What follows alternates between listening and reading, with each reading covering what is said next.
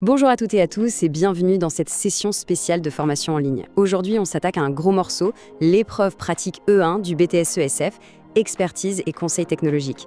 C'est une épreuve super complète, alors la question c'est comment on fait pour l'aborder sereinement et avec une bonne méthode? Eh bien, c'est exactement ce qu'on va décortiquer ensemble pour que tout le monde reparte avec les bonnes clés en main. Alors, voilà notre plan de match pour aujourd'hui. On va d'abord voir en quoi consiste le défi de cette épreuve E1. Ensuite, on passera en revue les grands domaines d'expertise à maîtriser. On enchaînera avec des exemples très concrets, des études de cas, puis un point super important sur l'hygiène avec la méthode HSCCP, et on terminera avec les astuces, les fameuses clés pour vraiment cartonner le jour J. Allez, c'est parti, on plonge dans le vif du sujet.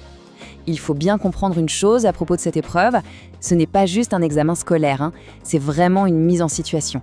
On vous demande de vous glisser dans la peau du professionnel que vous allez devenir, un véritable expert du quotidien. 5 heures pour traiter 2 situations complètes. Forcément, quand on voit ça, ça peut faire un peu peur. C'est à la fois très long et vous verrez, très court. Mais pas de panique. L'idée, c'est justement de se préparer à ça, de voir comment on peut organiser son temps et ses idées pour être efficace. Alors, quel est l'objectif final de cette épreuve? C'est ça, le point essentiel. On ne cherche pas seulement à vérifier si le cours a bien été appris. Non, ce qui est évalué, c'est la capacité à prendre ces connaissances et à les appliquer. C'est vraiment de passer de la théorie à la pratique pour résoudre un problème bien réel, bien concret. Donc, le jour J, concrètement, ça se passe comment? On va avoir 5 heures devant soi, une épreuve pratique, avec 2 grosses situations professionnelles à gérer. Et pour chaque situation, il y a une sorte de parcours obligé, 4 grandes étapes. D'abord, on analyse, ensuite, on passe à l'action, la partie technique, puis, et c'est crucial, on justifie ses choix. Et enfin, on transmet tout ça sous forme de conseils, de support pédagogique. C'est toute cette chaîne de compétences qui va être regardée à la loupe. Bon, maintenant qu'on a vu le format, parlons du contenu. De quoi doit-on parler? Quels sont les savoirs à avoir en poche? L'expression « vie quotidienne » est un peu un fourre-tout, c'est très large. Heureusement, le référentiel nous aide et découpe tout ça en 5 grands piliers. Et les voilà, ces fameux 5 domaines. On a alimentation, santé, hygiène, habitat, logement, environnement, énergie, budget, consommation et enfin la vie numérique. Ce qu'il faut bien retenir, c'est que les 2 situations de l'examen viendront forcément de là. Il faut donc être prêt à jongler entre ces thèmes. D'ailleurs, très souvent, les sujets sont transversaux. On peut avoir un cas qui mélange budget et alimentation, ou bien logement et énergie. C'est cette capacité à faire des liens qui est super importante. Et attention, il y a un ingrédient secret qui se cache un peu partout dans tous ces domaines. Ce sont les sciences appliquées, la physique, la chimie, des notions comme la consommation d'énergie, le pH, la microbiologie. Tout ça, ce n'est pas un chapitre à part. C'est la base qui va permettre de justifier techniquement ses choix. C'est vraiment le fil rouge de l'épreuve. Ok, tout ça, c'est la théorie. Maintenant, le mieux, c'est de voir comment ça se traduit en pratique.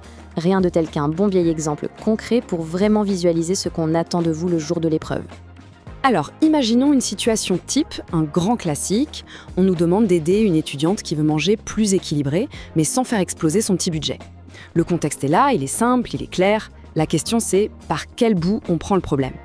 Voilà typiquement le genre de tâche qu'on pourrait avoir à faire. Il ne s'agit pas juste de balancer une recette de pâtes, non. On attend une vraie démarche pro, analyser son budget actuel, proposer des menus pour la semaine qui soient à la fois équilibrés et pas chers, faire une petite comparaison de prix en magasin et surtout créer un document, un support simple et pratique avec des astuces pour l'aider au quotidien.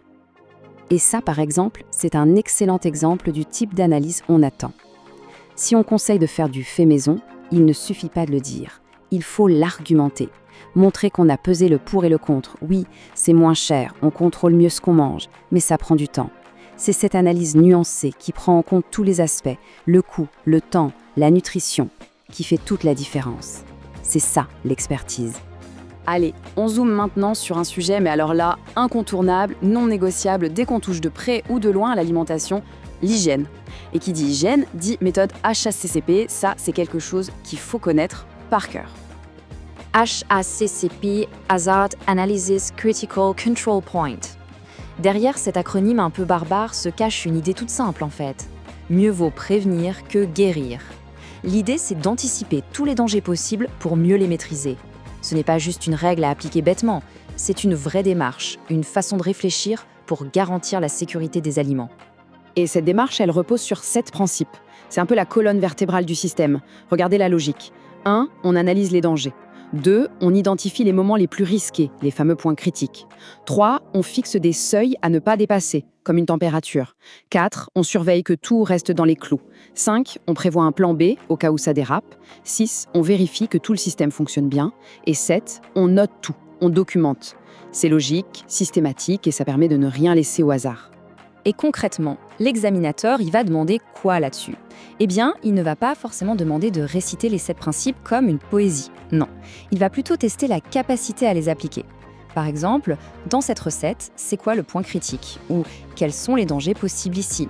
Ou encore, pourquoi c'est important d'utiliser un thermomètre? Ou, ok, la température n'est pas bonne, on fait quoi maintenant? C'est de l'application pure et dure. Bon, on arrive à la dernière ligne droite. C'est la partie la plus stratégique. On a vu le contenu, on a vu les méthodes. Maintenant, la question, c'est comment on fait pour rendre une copie qui sorte du lot, qui plaise vraiment aux évaluateurs. Voici la grille de lecture du jury, ce qu'ils vont regarder en priorité. Bien sûr, il y a la justesse des connaissances. Mais pas que. Regardez bien, la rigueur de l'analyse, la maîtrise des gestes techniques, la clarté des écrits et surtout, le dernier point, l'adaptation au public. Tout ça, c'est fondamental. En gros, il faut être à la fois un super technicien et un excellent pédagogue. Et ce fameux conseil, il faut bien le mettre en forme. Il ne reste pas juste dans la tête. Ça peut être une fiche conseil, une recette illustrée avec le calcul du coût, un tableau comparatif, une simulation d'aide. Comme on le voit ici, il y a plein de formats possibles. Et chaque format a son but. Une fiche pour le grand public doit être super simple et visuelle. Un tableau pour une analyse doit être précis et chiffré. Le plus important à retenir, c'est que la forme doit être au service du message. Et pour finir, cette citation tirée du référentiel officiel, elle résume absolument tout. Proposer des conseils concrets, adaptés, argumentés et pédagogiques.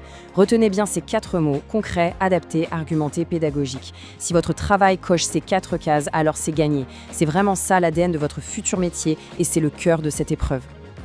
Et voilà, on a fait le tour de cette fameuse épreuve 1. Oui, le défi est important, c'est certain, mais il faut surtout le voir comme une super opportunité de montrer tout ce qu'on sait faire. Alors la question n'est plus de savoir si on peut y arriver, mais bien comment faire pour y briller. Prêt à devenir des experts du quotidien ?